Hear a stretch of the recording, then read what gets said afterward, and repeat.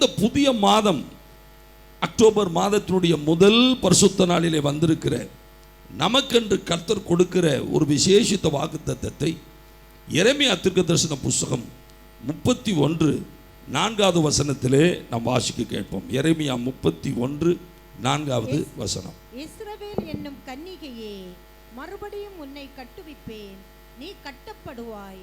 மறுபடியும் நீ மேல வாத்தியத்தோடும் ஆடல் பாடல் செய்கிறவரின் களிப்புள்ள கூட்டத்தோடும் புறப்படுவாய். இஸ்ரவேல் என்னும் கன்னிகையே, மறுபடியும் உன்னை கட்டுவிப்பேன், நீ கட்டப்படுவாய். மறுபடியும் நீ மேல வாத்தியத்தோடும் ஆடல் பாடல் செய்கிறவர்களின் களிப்புள்ள கூட்டத்தோடும் புறப்படுவாய். இன்றைக்கு ஆண்டவர் இந்த விசேஷித்த வாக்குத்தத்தத்தின் மூலமாய் நம்மோடு கூட பேசும்படி அவர் மகிமையோடு ஆலயத்திலே இறங்கி வந்திருக்கிறார். கைகளை தட்டி கர்த்தரை மகிமைப்படுத்துங்க. ஹல்லேலூயா. இந்த வசனத்திலே ஆண்டவர் நமக்கென்று கொடுக்கிற அந்த வாக்குத்தத்தம், எனக்கு அன்பான தேவனுடைய பிள்ளைகளே,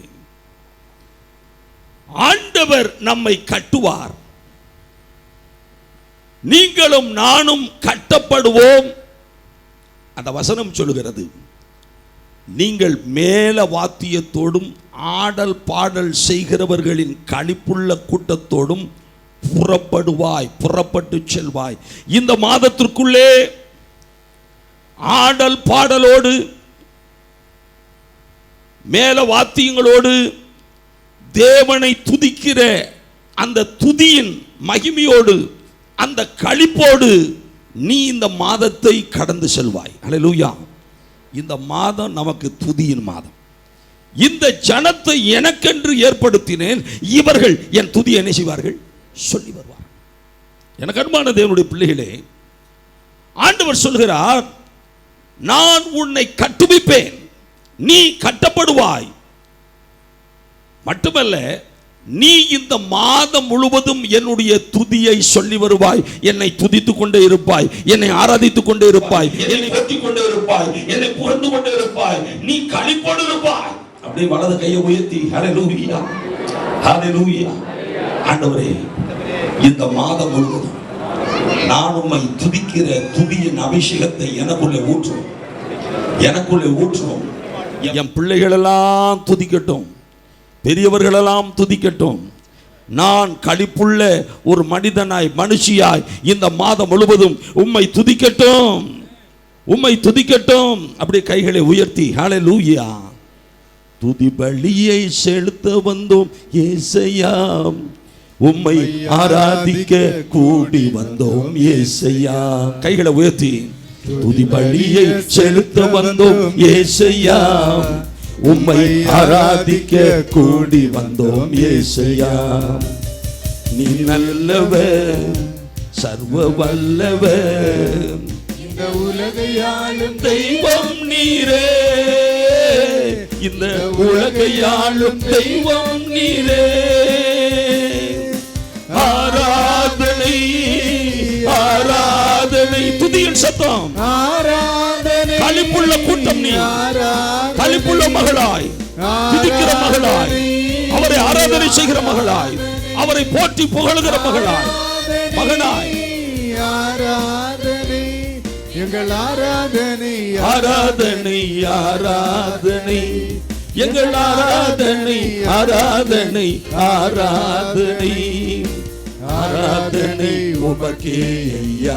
கைகளை உயர்த்தி கைகளை ஆட்டிக்கொண்டு, ஆராதனை உமக்கே ஐயா, எங்கள் ஆராதனை உமக்கே ஐயா, எங்கள் ஆராதனை உமக்கே ஐயா, எங்கள் ஆராதனை உமக்கே ஐயா. ஹல்லேலூயா. நான் உன்னை கட்டுவிப்பேன், நீ கட்டப்படுவாய். இந்த மாதத்தில் என் அன்பு சகோதர சகோதரிகளே, நீங்கள் மறுபடியும் கட்டப்படுவீர்கள். சர்வவல்ல தேவன் சொல்கிறார், நீ கட்டப்படுவாய். You shall be built up. I am going to build you up. நான் உன்னை கட்டப் போகிறேன், நான் உன்னை கட்டுவிப்பேன், நீ கட்டப்படுவாய். எதற்காய் நம்மை கட்டுகிறார்?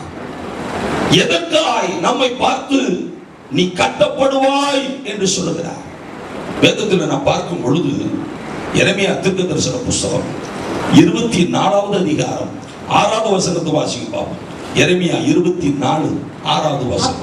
அவர்களுக்கு நன்மை உண்டாக, அவர்களுக்கு நன்மை உண்டாக நான் என் கண்களை அவர்கள் மேல் வைத்து அவர்களை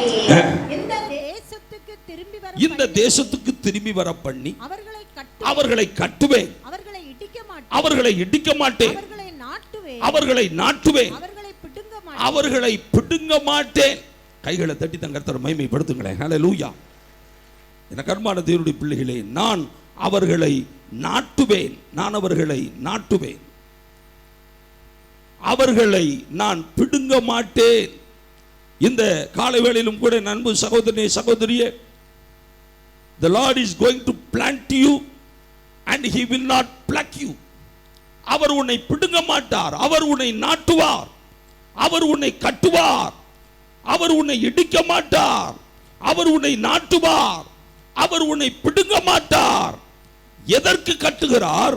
அந்த வசனம் சொல்கிறது, உங்களுக்கு நன்மை உண்டாகும்படி நான் என் கண்களை உங்கள் மேல் வைக்கும்படி நான் உங்களை கட்டுவேன். ஹல்லேலூயா. எதற்காக கட்டுகிறாரா? உங்களுக்கு என்ன வரப்போகுது? நன்மை உண்டாகும்.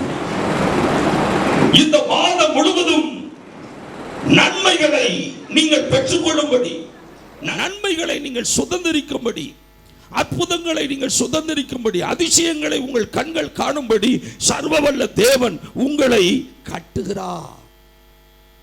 பக்கத்துல உங்களை பார்த்து சந்தோஷமா சொல்லுங்க, உங்களுக்கு நன்மை வரும். அதற்காகவே உங்களை கட்டுகிறார். நன்மை வரும்படி கர்த்தர் உங்களை கட்டுகிறார்.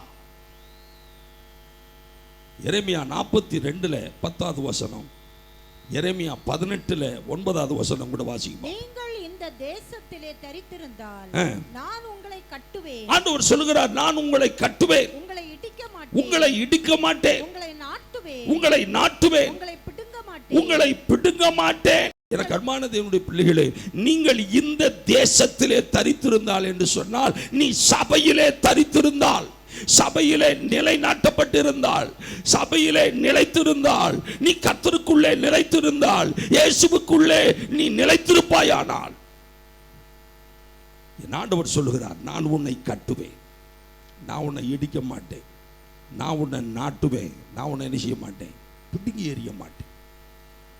நீ சபையிலே தரித்திருக்கும் பொழுது, ஆலயத்திலே தரித்திருக்கும் பொழுது, இயேசுவுக்காக நீ வாழும் பொழுது, இயேசு கிறிஸ்துவுக்குள்ளே நீ நிலையாயிருக்கும் பொழுது, உறுதியாயிருக்கும் பொழுது, அவர் மீது முழு நம்பிக்கையாயிருக்கும் பொழுது, அவர் மீது முழு விசுவாசமாயிருக்கும் போது, ஆண்டவர் சொல்கிறார், உனக்கு நன்மை உண்டாகும்படி, நன்மை உண்டாகும்படி என் கண்களை எப்பொழுது உன் மேல பதிக்கும்படி நான் உன்னை என்ன செய்வேன்? கட்டுவேன். அதைத்தான் எரேமியா 32:40-41 கூட படிக்க பார்ப்போம். நான் உங்களுக்கு நன்மை செய்யும்படி நான் உங்களை விட்டு என்ன செய்ய மாட்டேன்? பின்வாங்க மாட்டேன். அடுத்த வசனம், உங்களுக்கு நன்மை செய்யும்படி நான் உங்க மேல சந்தோஷமா இருந்து என் முழு இருதயத்தோடும் என் முழு ஆத்துமாவோடும் உங்களை இந்த தேசத்திலே நிச்சயமா என்ன செய்வேன்? நாட்டுவேன். ஹல்லேலூயா. கர்த்தர் எதற்காய் நம்மை கட்டுகிறார்? எதற்காய் நம்மை பார்த்து நீ கட்டப்படுவாய் என்று சொல்லுகிறார் என்று சொன்னால், நமக்கு நன்மைகளை செய்யும்படி, நமக்கு அற்புதங்களை செய்யும்படி, நமக்கு அதிசயங்களை நிகழ்த்தும்படி, நமக்கு ஆசீர்வாதங்களை கொடுக்கும்படி சர்வவல்ல தேவன் நம்மை இந்த உலகத்திலே கட்டுவிக்கிறார். ஆமென். ஹல்லேலூயா. எத்தனை பேருக்கு நன்மை வேணும்?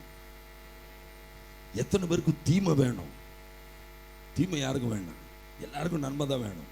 நன்மை வேணும்னு சொல்லுங்க. நல்ல வலது கையை உயர்த்தி, ஏசப்பா நீங்க எனக்கு நன்மை செய்ய வேண்டும்.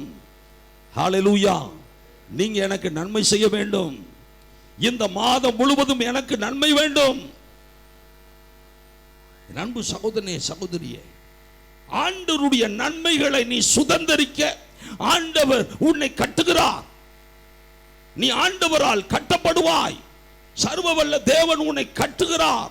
சர்வவல்ல தேவனால் நீ கட்டப்பட வேண்டும் என்று சொன்னால் உனக்கு நன்மைகள் வருகிறது, ஆசீர்வாதங்கள் வருகிறது.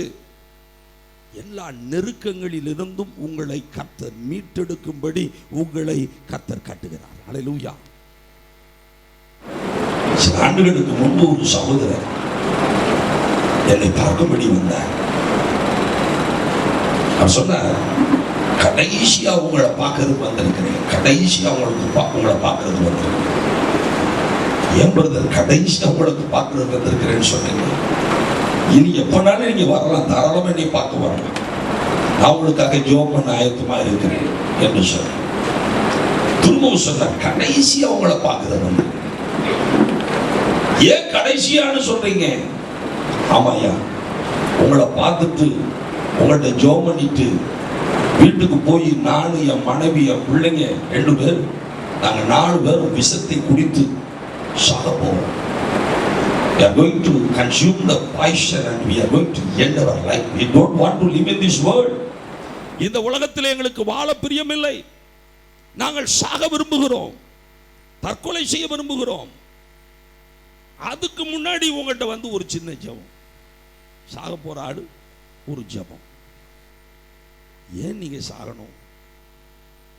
அவர் Anna Nagar assembly of God சபைக்கு போகிற ஒரு குடும்பம். நீங்க ஏன் சாகணும்னு கேட்டேன். 15 லட்சம் ரூபாய் கடன் இருக்குங்க, வெளியே தலை காட்ட முடியல. கடன்காரர்கள் பணத்தை கொடு கொடு கொடு என்று நெருக்குகிறார். நீங்க என்ன செய்றீங்கன்னு கேட்டேன். நான் பேங்க்ல ஒரு ஆபீசரா இருக்கிறேன். ஆபீசர், பேங்க்ல ஆபீசர் 50,000 ரூபாய்க்கு மேலே சம்பளம். அவருடைய மனைவி ஒரு சிஎஸ்ஐ ஸ்கூல்ல ஹெச்எம்மா இருக்கிறாங்க, அவங்களுக்கும் கை நிறைய சம்பளம். ஒரு மகள் என்ஜினியரிங் முடித்து 10,000 ரூபாய் சம்பளத்துக்கு வேலையில் சேர்ந்திருக்கிறார். ஒரு தம்பி, ஒரு மகன் காரூணியா இன்ஜினியரிங் கல்லூரியில் படிக்கிறான். சொந்த வீடு அண்ணா நகர்ல, கார் இருக்கு, வீட்டினுடைய மேல் போர்ஷன் அண்ணா நகர்ல வாடகைக்கு விட்டுருக்கிறாங்க. ஸோ இவ்வளவு பணம் வருது. 15 லட்சம் ரூபாய் கடனை தாங்க முடியாதபடி அந்த குடும்பம் சாவதற்கு துணிந்து விட்டது. ஆவிக்குரிய சபைக்கு சென்றாலும் சாவதற்கு துணிந்து விட்டார்கள். நான் அவருக்கு நிறைய ஆலோசனைகளை, புத்திமதிகளை வேதத்திலிருந்து நிறைய எடுத்துக்காட்டி ரொம்ப பாரப்பட்டு ஜெபம் பண்ணி, நீங்க சாகக்கூடாது, நீங்க வாழ்ந்து காட்டணும், ஆண்டவர் உங்கள் குடும்பத்தை கட்டுவார், உங்கள் குடும்பம் கட்டப்படும். Your family is going to be built up. The Lord is going to build you up. ஆண்டவர் உன் குடும்பத்தை கட்டுவார். பொல்லாத பிசாசு தான் இடிக்க விரும்புவான். பொல்லாத பிசாசு தான் உன்னுடைய வாழ்க்கையை, குடும்பத்தை நாசப்படுத்த விரும்புவான். என் ஆண்டவர் இயேசு உன்னை கட்டுகிறவர். உனக்கு நன்மை செய்யும்படி அவர் உன்னை கட்டுகிறார். எத்தனை பேருக்கு விசுவாசம் இருக்கிறது? கண்ணீரோடு ஜெபம் பண்ணி அனுப்பினேன். வீட்டுக்கு போயிட்டு எனக்கு ஃபோன் பண்ணார். உங்கள்கிட்ட ஜெபம் பண்ண பிறகு தற்கொலையின் எண்ணமே போயிடுச்சுங்க. இப்போ நாங்கள் விஷத்தை குடிக்கல, நாங்கள் உயிரோடு தான் இருக்கிறோம். ஹல்லேலூயா, ஹல்லேலூயா. சில மாதங்கள் உருண்டோடியது. ஒரு நாள் அவர் ஃபோன் பண்ணார். ஐயா, நாங்கள் இப்போ நெற்குண்டத்தில் இருக்கிறோம். எனக்கு இன்னைக்கு 50வது பிறந்த நாள். நீங்கள் அவசியமாக எங்கள் வீட்டுக்கு வரணும். சிக்கன் பிரியாணி தயார் பண்ணி வைக்கிறோம், நீங்கள் வந்து சாப்பிட்டு போகணும். சிக்கன் பிரியாணி நான் எல்லாரும் போவோம்.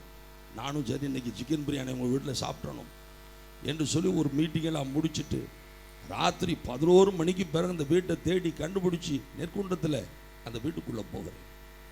வீடு பார்த்தீங்கன்னா மிகப்பெரிய ஒரு வீடு, டூப்ளெக்ஸ் மாடல் வீடு. உள்ளேயே பெரிய ஹாலு, பெரிய ரூமு, பெரிய கிச்சன், டைனிங் ரூம். அதுக்கு மேலே படிக்கட்டு உள்ள போகுது. மேலேயும் பெரிய பெரிய ரூம். என்னை மேலே அழைச்சிட்டு போனாங்க. மேலே ஒரு சின்ன ஹால் மாதிரி இருக்குது. அதில் வச்சு எனக்கு முதல்ல பிரியாணியை சாப்பிடுங்க, சூடு ஆறி போகும். சரின்னு பிரியாணியை சாப்பிட்டு, அதுக்கு பிறகு இவ்வளவு பெரிய வீட்டில் இருக்கிறாங்களே, 15 லட்சம் கடன்னு சொன்னாங்களே, இப்போ இவ்வளவு பெரிய வீட்டில் இருக்கிறாங்களே, இது எவ்வளோ வாடகைன்னு கேட்போம்னு சொல்லி, இது எவ்வளவுயா வாடகைன்னு கேட்டேன். வாடகையா? இப்போ தான் என் சொந்தமாக வாங்கியிருக்கிறோம். 15 லட்சம் கடன் இருந்துச்சு. அது என்னாச்சுன்னு கேட்டேன். அன்னைக்கு தான் நீங்கள் ஜெபம் பண்ணி அனுப்புனீங்களே, அதுக்கு பிறகு தற்கொலை எண்ணமெல்லாம் மாறி போச்சு. கர்த்தர் வழிகளை திறந்தார், வாசல்களை திறந்தார். பணம் வந்துச்சு, 15 லட்சம் கடனை அடைச்சிட்டோம். இப்போ இந்த புது வீடு வாங்கியிருக்கிறோம், அண்ணா நகர் வீடு வாடகைக்கு விட்டுருக்கிறோம். கைகளை தட்டி தன் கர்த்தர் மகிமைப்படுத்து. ஒரு மனிதனுடைய வாழ்க்கையை கர்த்தர் கட்டுகிறார் என்று சொன்னால், ஒரு குடும்பத்தை கர்த்தர் கட்டுகிறார் என்று சொன்னால், அந்த குடும்பத்திற்கு நன்மை வரும்படி அவர் கட்டுவார், ஆசீர்வாதம் வரும்படி அவர் கட்டுவார், அற்புதங்கள் வரும்படி அவர் கட்டுவார்.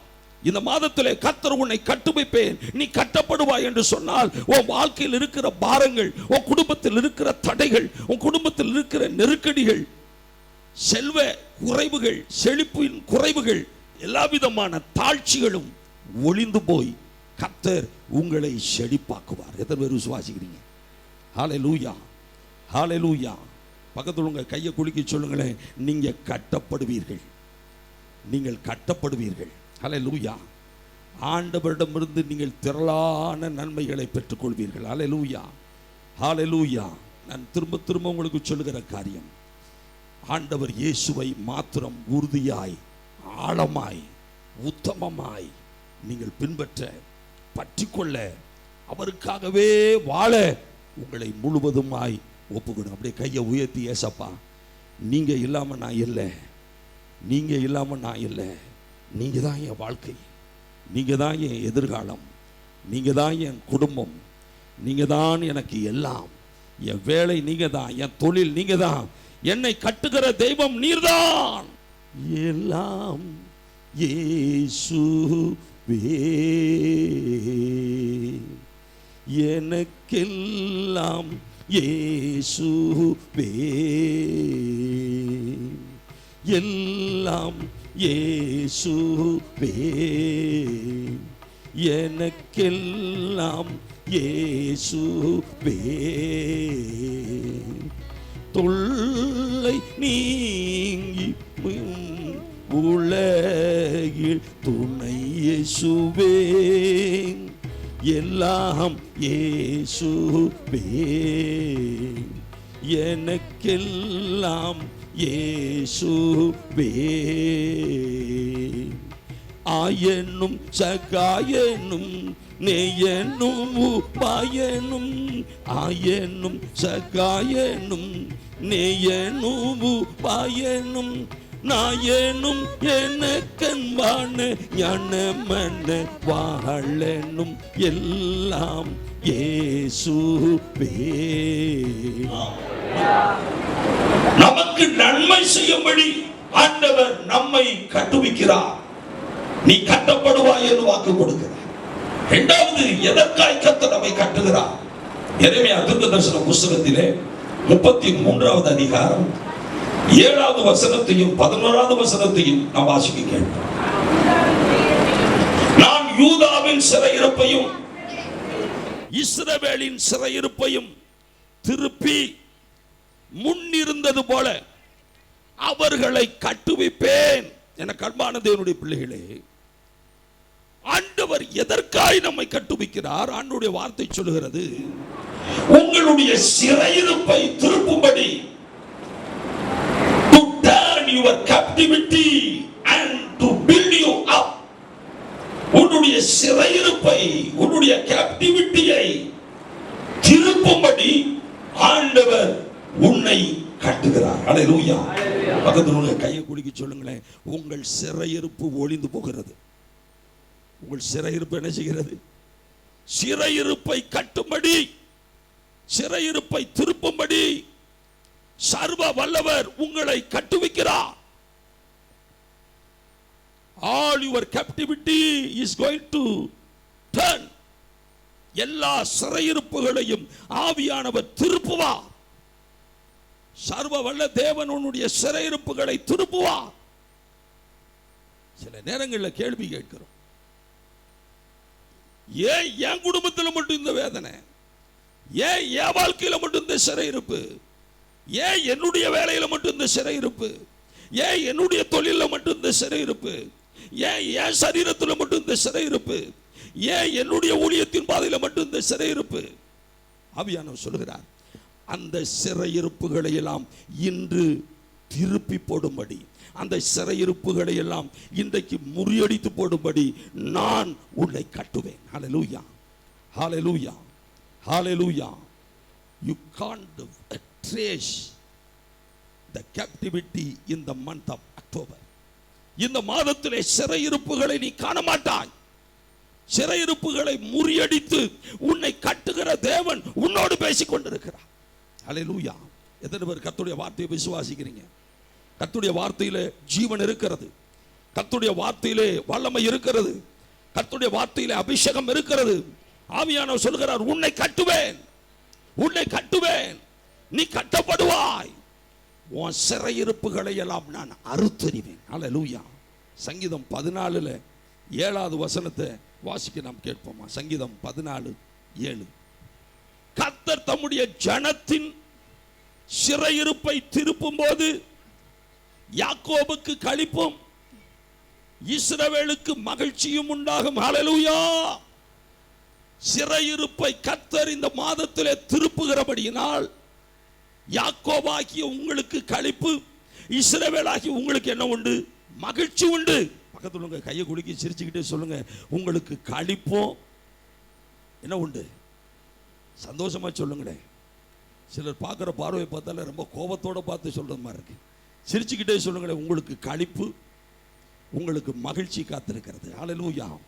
இந்த மாதம் நமக்கு எப்படிப்பட்ட மாதம்? மகிழ்ச்சியின் மாதம், களிப்பின் மாதம். ஏனென்று சொன்னால் எல்லா சிறையிருப்புகளையும் அறுத்தறிகிறவர் உன்னை கட்டுவார், உன் குடும்பத்தை கட்டுவார், உன் வாழ்க்கையை கட்டுவார். உன் சிறையிருப்புகள் இந்த மாதத்திலே ஒளிந்து போகிறது என்கிற விசுவாசத்தோடு கைகளை உயர்த்தி ஹல்லேலூயா. அந்த பாடல் ரொம்ப அழகா வருகிறது. நான் மகிழ்ச்சியோடு துதிக்கிறேன், மனமகிழ்ந்து துதிக்கிறேன். கைகளை தட்டி பாடுவோமா? ஆமென். சிறையிருப்புகளை கர்த்தர் திருப்ப திருப்ப திருப்ப நீ மகிழ்ச்சியோடு துதிப்பாய், மனமகிழ்ந்து அவரை துதிப்பாய், அவரை ஆராதனை செய்வாய். உனக்கு களிப்பு உண்டு, உனக்கு மகிழ்ச்சி உண்டு. இந்த மாதம் முழுவதும் களிப்பும் மகிழ்ச்சியும் இறங்கி வரும். ஹல்லேலூயா. ஆமென். மகிழ்ச்சியோடு துதிக்கிறோம், மனமகிழ்ந்து துதிக்கிறோம், மன்னவனே இயேசு ராஜா. ரொம்ப உற்சாகமா. ஆமென். மனதில் பூத்து மனம் வீசும் ரோஜா இயேசு ராஜா, சாரோன் ரோஜா. மகிழ்ச்சியோடு துதிக்கிறோம், மனமகிழ்ந்து துதிக்கிறோம், மன்னவனே இயேசு ராஜா. ஆமென். மனதில் பூத்து மனம் வீசும் ரோஜா இயேசு ராஜா, சாரோன் ரோஜா. ஹல்லேலூயா. ஆண்டவர் உன்னை கட்டுவதற்கு காரணம் உனக்கு நன்மைகளை அருள, ஆசீர்வாதங்களை அருள. ஆண்டவர் உன்னை கட்டுவதற்கு காரணம் உன் வாழ்க்கையில் இருக்கிற சிறையிருப்புகளை எல்லாம் அறுத்தறிய, உனக்கு களிப்பையும் மகிழ்ச்சியையும் பால் போல ஊற்ற அவர் உன்னை கட்டுகிறார். 3வது வேதம் சொல்கிறது, எசேக்கியேல் தீர்க்கதரிசன புத்தகத்திலே 36வது அதிகாரம் 36வது வசனத்தை நாம் வேகமாய் வாசிக்க கேட்டோம். கர்த்தராகிய நான் நிர்மூலமானவைகளை கட்டுகிறேன் என்றும் பாழானதை பயிர் நிலமாக்குகிறேன் என்றும் அப்பொழுது உங்களை சுற்றிலும் உள்ள மீதியான ஜனங்கள் ஜாதிகள் அறிந்து கொள்வார்கள். கர்த்தராகிய நான் இதை சொன்னேன், இதை செய்வேன். கர்த்தராகிய நான் இதை சொன்னது, நான் இதை செய்வேன். என்ன செய்வாராம்? எதற்காய் அவர் கட்டுகிறார்? வேதம் சொல்கிறது, நான் நிர்மூலமானவைகளை கட்டுவேன். ஆங்கிலத்தில் பார்த்தீங்கன்னா, I will build the ruined places. நிர்மூலமானவைகள், பாழாய் கிடக்கிறவைகளை நான் கட்டுவேன். வறண்டு போனதை நான் கட்டுவேன். வறண்ட நிலத்தை பயிர் நிலமாக நான் மாற்றுவேன். வறண்டு போன வறட்சியான வனாந்திரத்தை செழிப்புள்ள பூமியாக நான் மாற்றுவேன். எத்தனை பேர் விசுவாசிக்கிறீங்க? புலம்பலை ஆனந்த களிப்பாக மாற்றுவேன். ஹல்லேலூயா. நீ வடிக்கிற கண்ணீர் ஆனந்த கண்ணீராய் மாறும். ஹல்லேலூயா. இல்லாதவைகளை இருக்கிறவைகளாய் மாற்றுகிறவர், நட்சத்திரங்களை பேர் சொல்லி அழைத்தவர், காற்றையும் கடலையும் பார்த்து இறையாதே அமைதலாயிரு என்று அமைதிப்படுத்தியவர், செத்து 4 நாளைக்கு பிறகு நாரி போன லாசருவை உயிரோடு கூட எழுப்பியவர். ஹல்லேலூயா. அவரால் செய்யக்கூடாத காரியம் ஒன்றுமே இல்லை. அவர் சொல்லுகிறார், இதற்காய் கட்டுகிறேன், நான் நிர்மூலமானவைகளை, பாலாய் கிடக்கிறவைகளை, வனாந்தரத்தை, முடியாதவைகளை, இல்லாதவைகளை, நடக்காதவைகளை, செயலிழந்து போனவைகளை நான் திரும்ப கட்டுகிறேன். கைகளை தட்டி கர்த்தரை மகிமைப்படுத்துங்க. ஹல்லேலூயா, ஹல்லேலூயா.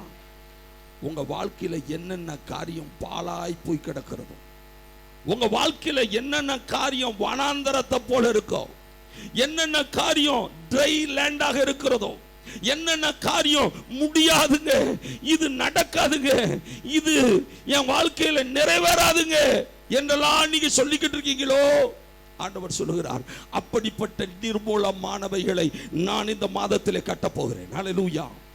என் வாழ்க்கை இடிஞ்சு போய் கிடக்கு, என் வாழ்க்கை வனாந்தரத்தை போல இருக்கு, என் வாழ்க்கை பாழாய் போய் கிடக்கு, என் வாழ்க்கை நிர்மூலமாகி போய் கிடக்கு, திரும்ப இது கட்டப்படாது, திரும்ப நான் வாழ முடியாது, திரும்ப நான் எழும்ப முடியாது, திரும்ப நான் பிரகாசிக்க முடியாது, திரும்ப 4 பேருக்கு முன்பாக என் தலையை உயர்த்தி காட்ட முடியாது. நோ, ஆண்டவர் சொல்லுகிறார், நான் நிர்மூலமானவைகளை கட்டுகிற தேவன், பாலாய் கிடக்கிறவைகளை கட்டுகிற தேவன், இல்லாதவையிலிருந்து எல்லாவற்றையும் உருவாக்கின தேவன், என்னாலே செய்யக்கூடாத காரியம் ஒன்றுமில்லை. ஆமென். விசுவாசிக்கிறவங்க கைகளை தட்டி கர்த்தரை ஆர்ப்பரிங்க. ஆமென். ஹல்லேலூயா. வனாந்தரம் செழிப்புள்ள பூமியாக மாறும்.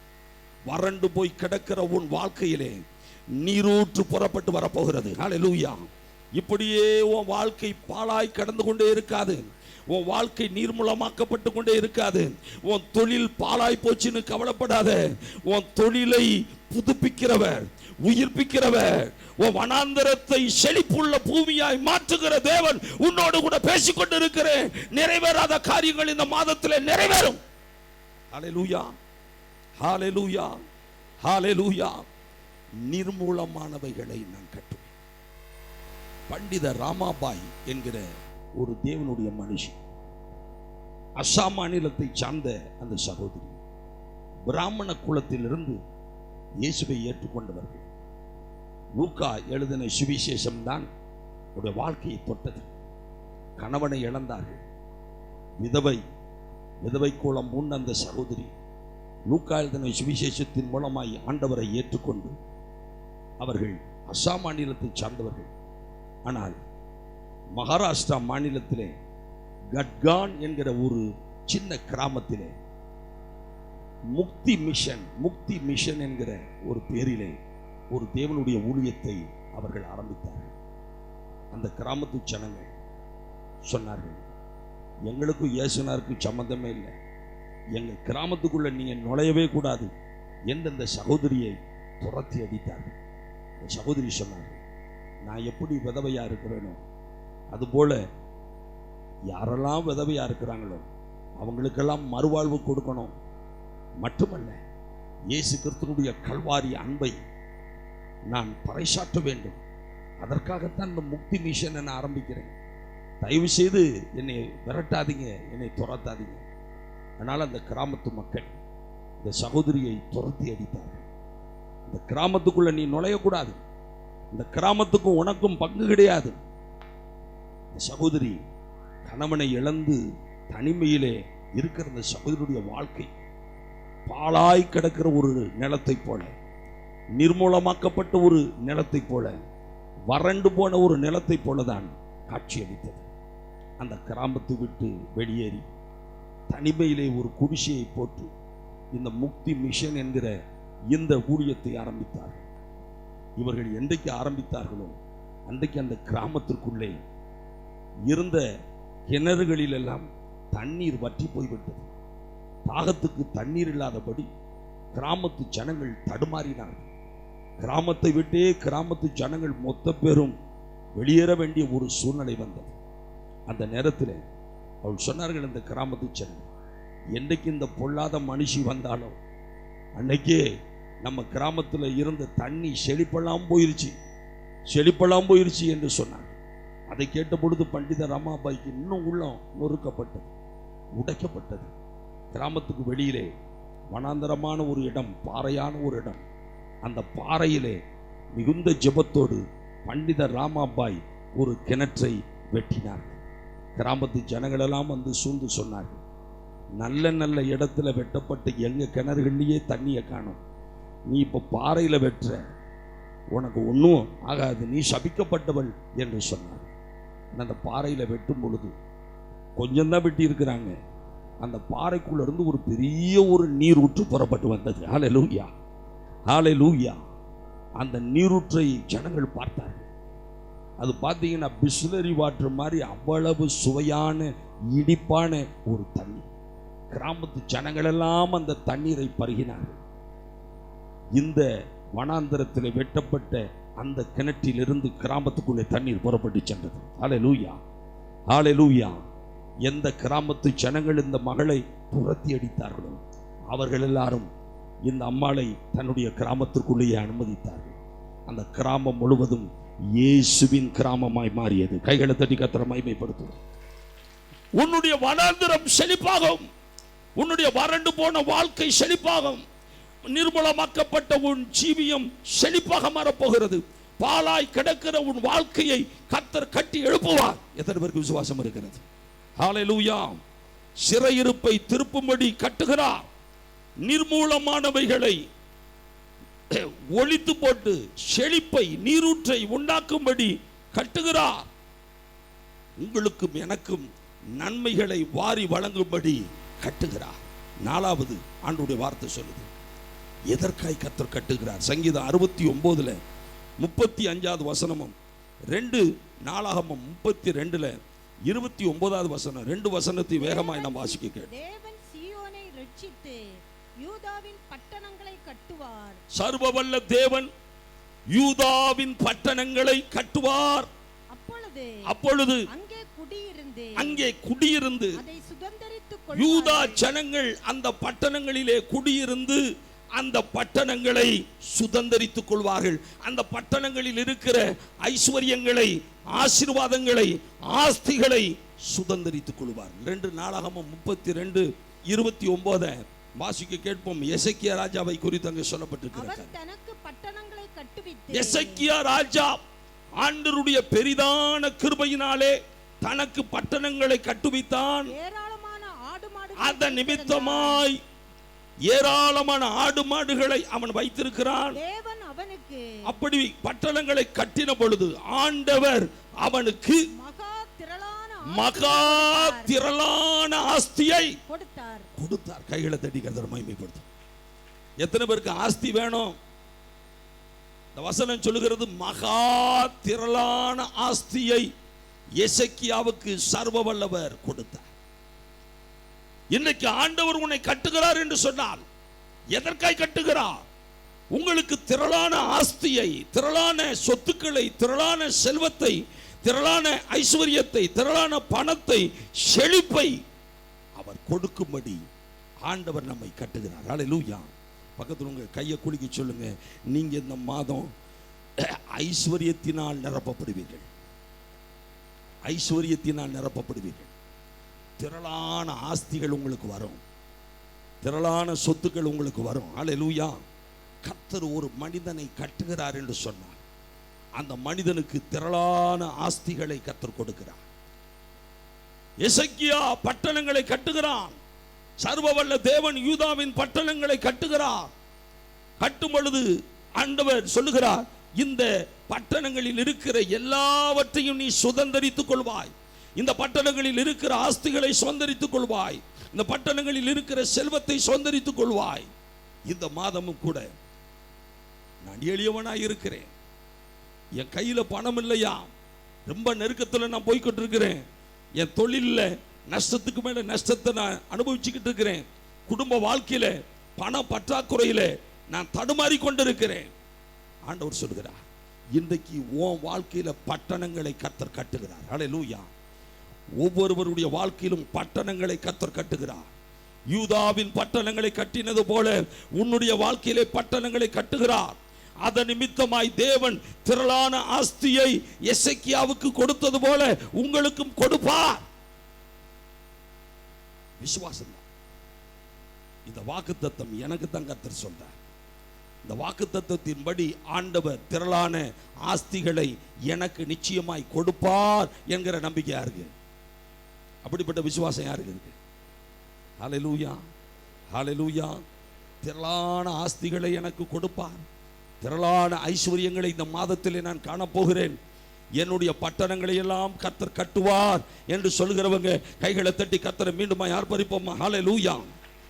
கடைசியாக ஐந்தாவது ஆண்டவருடைய வார்த்தை சொல்கிறது, எரேமியா 30:13 வசனத்தை வாசிக்க கேட்டு, உன் காயங்களை கட்டும்படி உன் காயங்களை கட்டுவார். ஓசியா 6வது அதிகாரம் 1வது வசனத்தை கூட வாசிக்க பார்ப்போம். ஓசியா 6:1 வசனம். கர்த்தரிடத்தில் திரும்புவோம் வாருங்கள், நம்மை பீறினார் அவரே நம்மை குணமாக்குவார், அவரே நம்மை குணமாக்குவார், நம்மை அடித்தார் அவரே நம்முடைய காயங்களை என்ன செய்வார்? கட்டுவார். சங்கீதம் 147:3வது வசனம் கூட வாசிங்க. இருதயம் நொறுங்குண்டவர்களை குணமாக்குகிறார், இருதயம் நொறுங்குண்ட பிள்ளைகளுடைய காயங்களை என்ன செய்கிறார்? கட்டுகிறார். வேதத்திலே பல இடங்களிலே யோபு 5:18, யோபு 9:17, எரேமியா 30:17வது வசனம், எசேக்கியேல் 34:16வது வசனம். இந்த வசனங்களெல்லாம் திரும்ப திரும்ப சொல்லுகிற ஒரு காரியம், கர்த்தர் நம்முடைய காயங்களை கட்டுகிறார். இருதயம் நொறுங்குண்டவர்களுடைய காயங்களை சர்வவல்ல கர்த்தர் கட்டுகிறார். இன்றைக்கு இந்த மாதத்தினுடைய புதிய பரிசுத்த நாளிலே வந்திருக்கிற தேவனுடைய பிள்ளையே, உன்னுடைய காயங்களை ஆண்டவர் கட்டுகிறார். உன்னுடைய காயங்களை கர்த்தர் ஆற்றுகிறார். உன்னுடைய காயங்களை நான் ஆறப்பண்ணுவேன், ஆற்றுவேன் என்று கர்த்தர் சொல்கிறார். உனக்கு ஆரோக்கியம் வரப்பண்ணி உன் காயங்களை ஆற்றுகிற தேவன் என்று எரேமியா 30:17 சொல்லப்பட்டிருக்கிறது. எலும்பு முறிந்ததை காயங்கட்டுகிறவர், இன்றைக்கு இந்த காயங்கட்டுகிற தேவன் நம்மத்திலே உலாவிக் கொண்டிருக்கிறார், நம்மத்திலே அசைவாடி கொண்டிருக்கிறார். யார் யாருடைய சரீரத்திலே வியாதியோடு, பலவீனங்களோடு, நோய்களோடு, வேதனைகளோடு, எலும்புகளிலே வலி, நரம்பிலே வலி, தசையிலே வலி, இரத்த ஓட்டத்திலே பிரச்சனை இருக்கிறது, சரீரத்துடைய உறுப்புகளிலே வலி, வேதனை என்று கலங்கி கொண்டிருக்கிற ஒவ்வொருவரையும் ஆற்றி தேற்றுவார், ஒவ்வொருவரையும் அவர் குணமாக்குவார். உன்னுடைய காயத்தை அவரே கட்டுவார். ஹல்லேலூயா. இந்த மாதம் கர்த்தர் நம்மை கட்டுகிற மாதம். ஹல்லேலூயா. ஆண்டவர் சொல்லுகிறார், நீ கட்டப்படுவாய். எத்தனை பேருக்கு நம்பிக்கை இருக்கிறது? அப்படியே நாம் எழுப்பி நிற்போம். ஆண்டவரே, நீர் என்னை கட்டுகிற தெய்வம், நீர் என் குடும்பத்தை கட்டுகிற தெய்வம், நீர் என் வாழ்க்கையை கட்டுகிற தெய்வம். ஹல்லேலூயா. உம்முடைய கிருபையினாலும் இரக்கத்தினாலும் நான் இந்த மாதத்திலே கட்டப்படுவேன் என்கிற அப்படிப்பட்ட விசுவாசத்தோடு, அப்படிப்பட்ட நம்பிக்கையோடு நாம் எழுப்பி நின்று, ஆண்டவரே என்னை கட்டுமப்பா, இந்த மாதத்திலே என்னை கட்டும். அவர் கட்டுகிறார் என்று சொன்னால் உன் சிறையிருப்புகளெல்லாம் அறுத்தறியப்படுகிறது. அவர் கட்டுகிறார் என்று சொன்னால் பாழாய் கிடக்கிறவைகளை அவர் செழிப்புள்ளதாய் மாற்றுகிறார். உன் வறண்டு போன வாழ்க்கையை செழிப்புள்ளதாய் மாற்றுகிறார். உன் வாழ்க்கையில் இருக்கிற வனாந்திரத்தை, பாலைவனத்தை அவர் சோலைவனமாய் மாற்றுகிறார் என்று அர்த்தம். ஹல்லேலூயா, ஹல்லேலூயா, ஹல்லேலூயா. அவர் உன்னை கட்டுகிறார் என்று சொன்னால் உன்னை மிகுந்த ஆஸ்தியுள்ளவனாய் எசேக்கியா ராஜாவை போல கர்த்தர் மாற்றுகிறார். உனக்கு செழிப்பை கொடுக்கிறார், செல்வத்தை கொடுக்கிறார், சுபிட்சத்தை கொடுக்கிறார், ஐஸ்வர்யத்தை கொடுக்கிறார், நன்மையை கொடுக்கிறார் என்று